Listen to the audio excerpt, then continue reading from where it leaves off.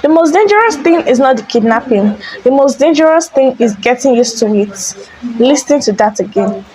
Because somewhere along the way, we learned how to scroll past stories that should stop us in our tracks. Children abducted, communities grieving, parents searching, and somehow we move on as if this is normal.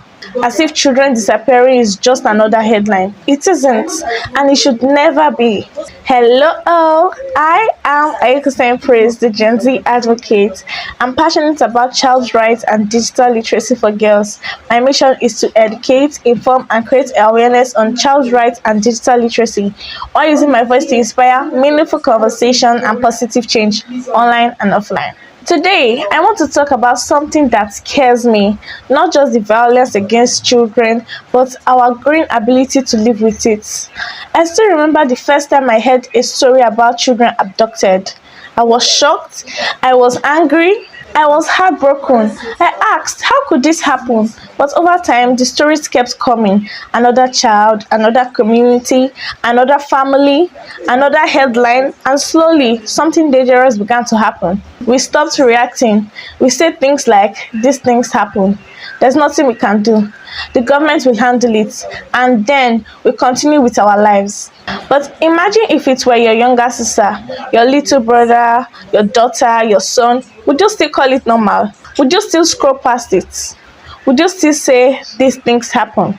The truth is, children become invisible when society stops paying attention. Silence allows suffering to continue unnoticed. Indifference gives tragedy room to breathe. And numbness convinces us that someone else will care enough to act. But children cannot afford our indifference. Because while we are moving on, some parents are unable to sleep. While we are planning our weekend, some families are praying for miracles. While we are enjoying the safety of our homes, some children are wondering if they will ever make it back to theirs. Compassion should never have an expiration date.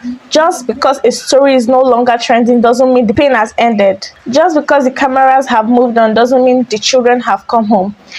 Just because people have stopped talking doesn't mean families have stopped waiting.